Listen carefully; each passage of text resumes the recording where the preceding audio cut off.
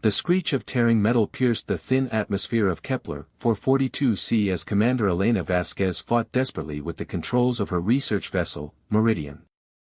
Warning lights bathed the cockpit in angry red as the ship plummeted through the planet's dusty atmosphere, its heat shields failing one by one. "Come on, you stubborn piece of..." Elena's curse was cut short as the ship slammed into the rocky surface, throwing her against her restraints with bone-jarring force. Silence settled over the wreckage like a shroud. Elena's ears rang as she slowly came to consciousness, tasting copper in her mouth. Her left arm throbbed, likely fractured, and warm blood trickled from a gash above her eyebrow. The ship's life support systems wheezed and sparked around her, clearly dying. Through the cracked viewport, she could see the desolate landscape of Kepler 442c stretching endlessly, rust-colored rocks jutting from barren soil under a pale, sickly yellow sky. No signs of life anywhere. The planet was supposed to be potentially habitable, but it looked more like a graveyard of stone and dust. Elena activated her emergency beacon with shaking hands, knowing it would take months for any rescue mission to reach this distant world. She had enough supplies for maybe 3 weeks if she rationed carefully. The thought made her stomach clench with fear. Gathering what she could from the wreckage, medical supplies, food rations, a portable shelter unit, Elena ventured outside. The air was breathable but thin, forcing her to move slowly to avoid exhaustion. She needed to find shelter away from the crash site in case the ship's remaining fuel cells decided to explode. As she crested a low ridge, dragging her supply pack behind her, Elena froze. In the distance, partially hidden behind a cluster of twisted metal formations, lay the wreckage of another ship. But this one was clearly not human in origin, its curves too organic, its hull material gleaming with an iridescent quality that seemed to shift colors in the alien sunlight. Elena's training as both a commander and a xenobiologist warred with her survival instincts. First contact protocols demanded careful approach and documentation, but she was injured, alone, and running out of time. Still, the possibility of discovering alien technology, or worse, alien life, made her pulse quicken.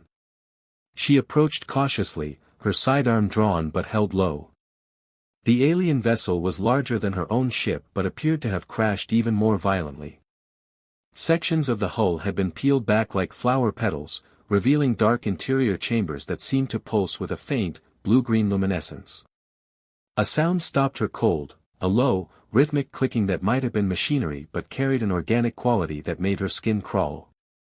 Elena crept closer to one of the breached sections and peered inside. What she saw made her gasp and nearly drop her weapon. A figure lay crumpled against the far wall of the ship's interior, clearly alien but disturbingly humanoid.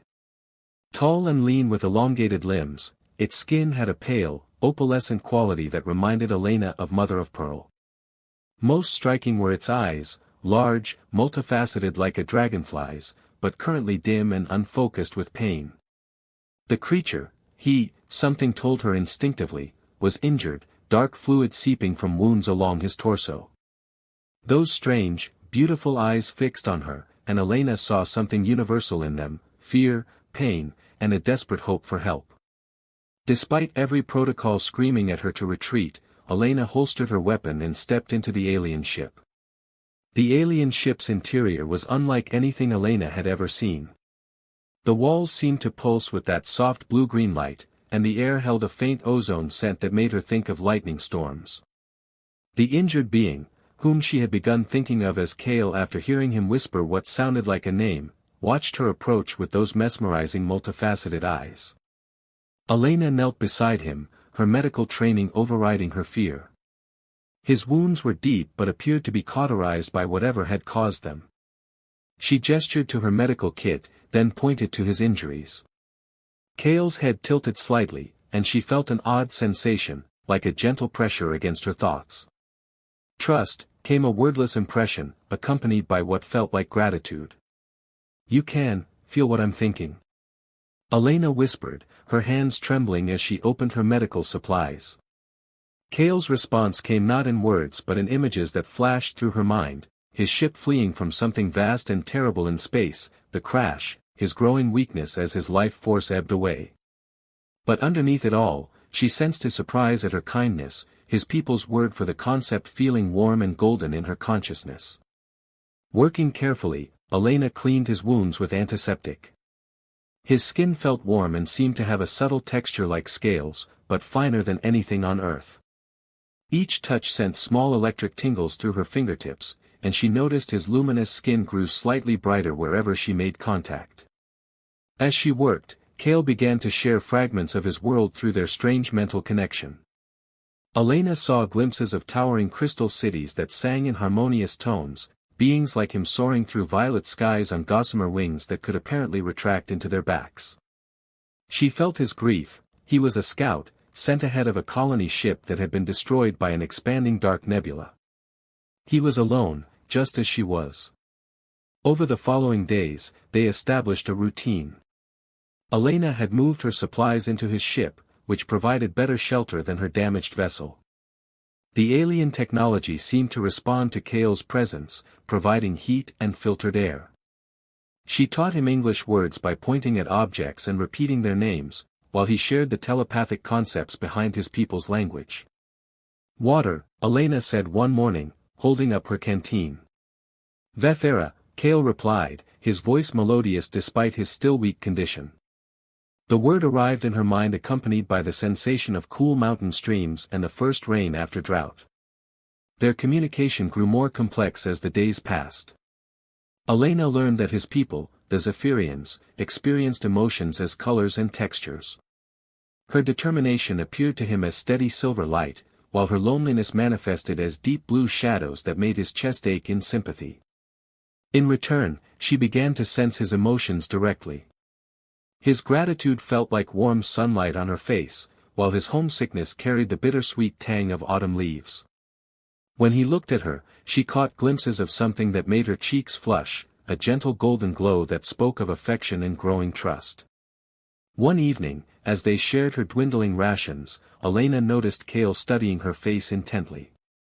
His large eyes reflected the ship's bioluminescent walls, creating patterns that seemed to shift like kaleidoscopes. "Beautiful," he said carefully in English, then shared the Zephyrian concept, something that encompassed not just physical appearance but the harmony of spirit and kindness radiating from within. Elena felt heat rise in her cheeks. "You're not so bad yourself," she murmured, then immediately felt foolish for flirting with an alien. But Kale's delighted laughter, both audible and mental, filled the space between them with warmth. For the first time since her crash, Elena felt something other than fear and desperation. As they settled down to sleep on opposite sides of the small chamber, she could have sworn she felt Kale's contentment wrapping around her like a gentle embrace. Outside, unnoticed by either of them, a few hardy shoots of something that might have been grass began pushing through the barren soil around the crash site. 3 weeks had passed since Elena first found Kale, and the alien had recovered much of his strength.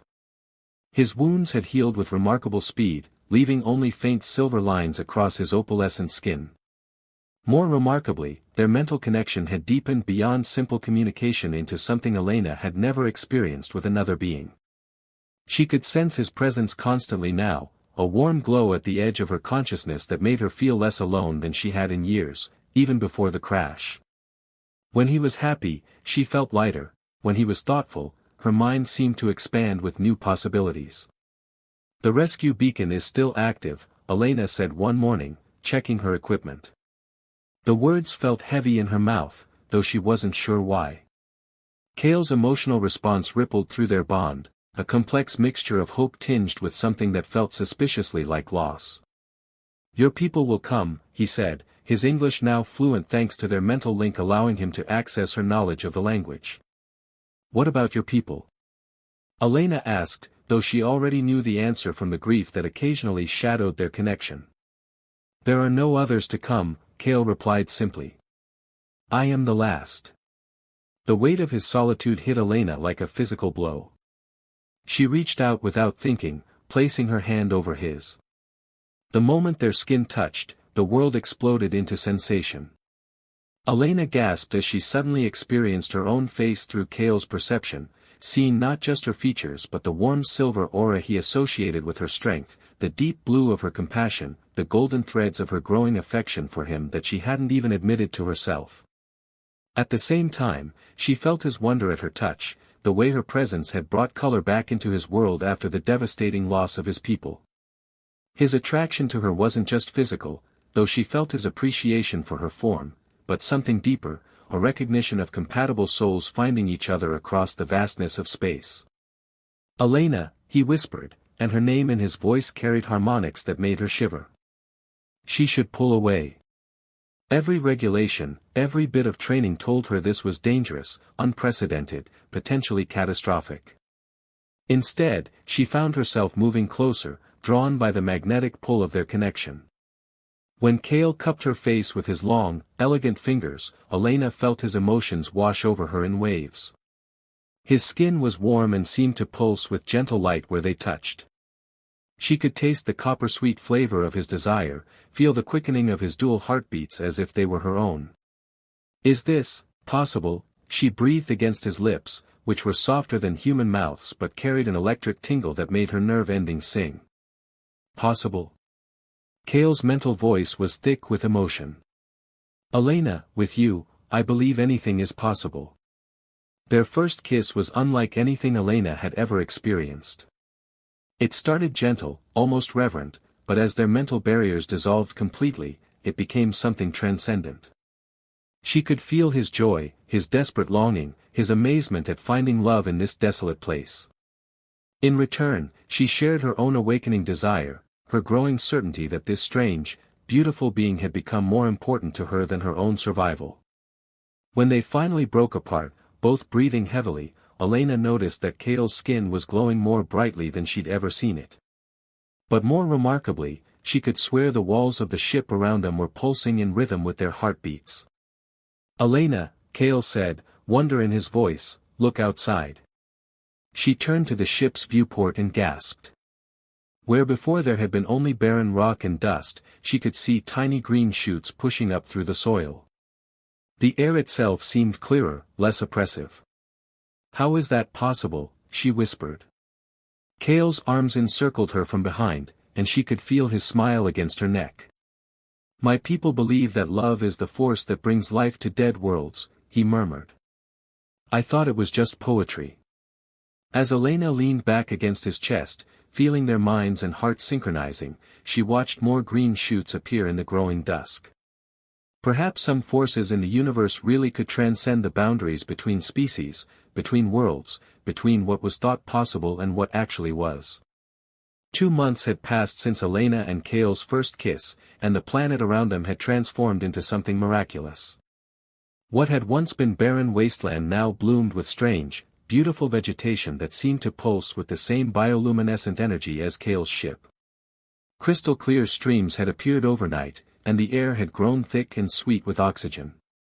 Elena stood at the edge of what was now a small oasis, her hand resting on her slightly rounded belly.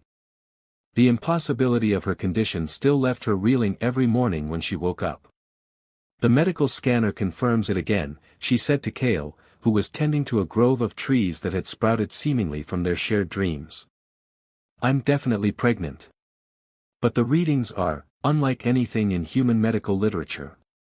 Cale approached her, his movements graceful as always, but she could feel his anxiety through their bond.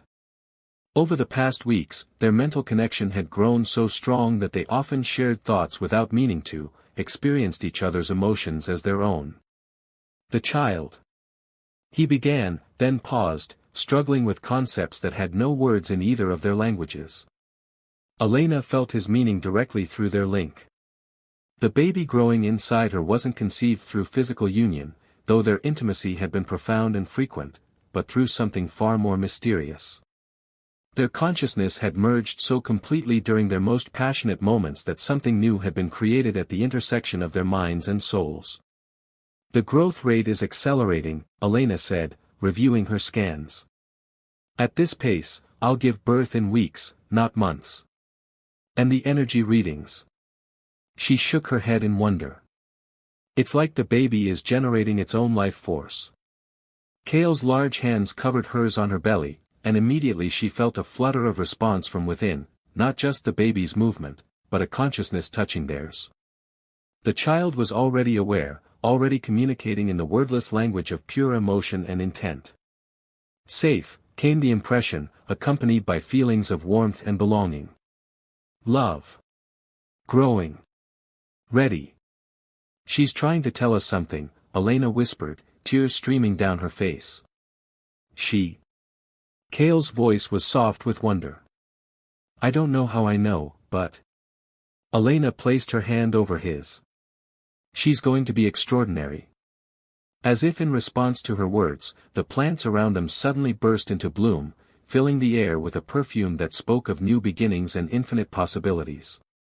The ground beneath their feet hummed with life force, and in the distance, Elena could see what looked like an ocean forming where there had been only desert days before. Elena, Kale said urgently, his multifaceted eyes reflecting the growing twilight, I need to show you something. He led her to a clearing where the grass grew in perfect spirals around a small pool of water that hadn't been there that morning. As they approached, the water began to glow with the same blue-green light as Kale's ship. My people had legends, he said, kneeling beside the pool. Stories of children born from the union of souls rather than bodies. They called them the Star Weavers, beings who could bring dead worlds to life, who could bridge the gap between species and create new forms of existence. Elena gasped as images flowed through their connection, ancient Zephyrian texts describing children with dual heritage who could manipulate life force itself, who were said to appear when the universe needed healing. You think our daughter is? I think she's exactly what both our peoples need, Kale said, pulling Elena into his arms. A new beginning. As they held each other beside the glowing pool, Elena felt their daughter respond to their love and hope. The planet around them pulsed with new life, and in the distance, she could have sworn she heard the sound of rescue ships approaching through the atmosphere. Their time alone together was ending, but something far more magnificent was about to begin. The sound of engines echoed across the transformed landscape as two very different rescue vessels descended through Kepler 442c's atmosphere. Elena stood beside Kale at the edge of their oasis, her hand protectively covering her now prominent belly. 8 months had passed in mere weeks, and their daughter would be born soon. Earth vessel Discovery and what appears to be a Zephyrian scout ship, Elena observed, her training helping her identify the approaching craft despite the emotional turmoil churning inside her. Through their bond, she felt Kale's shock and joy. Impossible, he whispered. There were no survivors except me.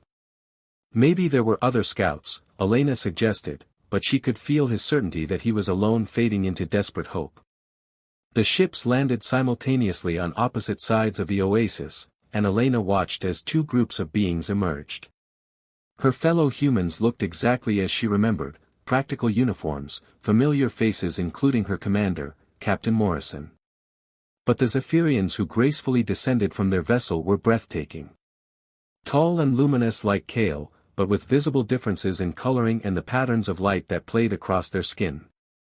Commander Vasquez. Captain Morrison called out, his voice carrying relief and amazement. We never expected to find you alive, much less. He gestured at the lush paradise that had grown around them. At the same time, the lead Zephyrian approached Kale with movements that seemed to flow like water. Elena felt Kale's recognition and overwhelming joy through their bond. Scout Kale Vethera, the being said in the melodious Zephyrian language that Elena now understood perfectly through their connection. The colony ship Dreamhaven survived. We have searched every system for survivors. Tears of pure light streamed down Kale's face as he embraced his kinsman. Elena felt his relief like a physical weight lifting from her chest. Neither of them were the last of their kind after all. But as the reunion continued, Elena became aware of the growing tension. The humans were documenting everything with scanners and cameras, while the Zephyrians seemed to be having an intense telepathic conversation that made Kale increasingly uncomfortable. Commander, Morrison said, approaching carefully, we need to discuss your condition. The medical implications alone. And the Conclave wishes to understand how a human could carry a child blessed by the star winds, the lead Zephyrian added, his mental voice reaching Elena through her bond with Kale. Elena felt their daughter stir within her, responding to the tension with what felt almost like protective instincts. Around them, the plants seemed to pulse brighter, and the air itself hummed with energy. "The child belongs to both worlds," Kale said firmly, stepping protectively beside Elena. "As do we." "That's complicated," Morrison replied diplomatically. "There are protocols, regulations, scientific procedures. The Conclave has similar concerns," the Zephyrian added. "Such a child has not been born in 10,000 cycles. She must be studied, guided, protected by those who understand her nature." Elena felt a contraction ripple through her abdomen and gasped. Immediately, Kale was at her side, his hands glowing with gentle warmth as he tried to ease her pain. "She's coming," Elena breathed. "Now." The moment the words left her lips, the entire planet seemed to respond. The ground beneath them began to glow with soft, welcoming light. Water from the nearby streams began to sing in harmonious tones, and every plant in sight burst into spectacular bloom. As Elena's labor progressed with supernatural speed, both rescue teams watched in awe as the planet itself seemed to be assisting in the birth. The air grew thick with life-giving energy, and aurora-like patterns danced across the sky despite the daylight. When their daughter finally arrived, borne into Kale's glowing hands as Elena knelt beside the singing pool, the entire world held its breath.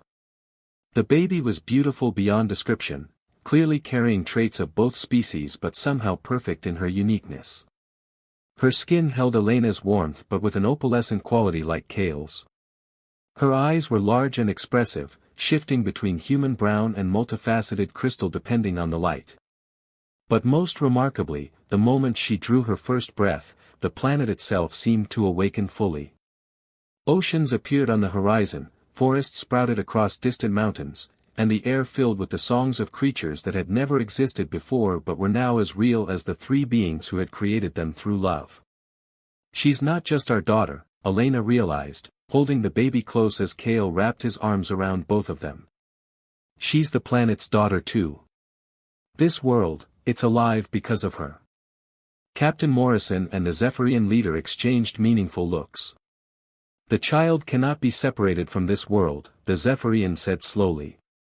"Nor from her parents. This is unprecedented." Elena looked at Kale, feeling his love and certainty through their bond. "Then maybe it's time for something unprecedented," she said. "Both our peoples are explorers, aren't we? What if instead of taking her away, we stayed here? What if this became something new, a place where humans and Zephyrians could learn to live together?" As if in response to her words, their daughter opened her remarkable eyes and smiled, and the planet beneath them hummed with contentment and infinite possibility. The age of separate worlds was ending. The age of unity had begun.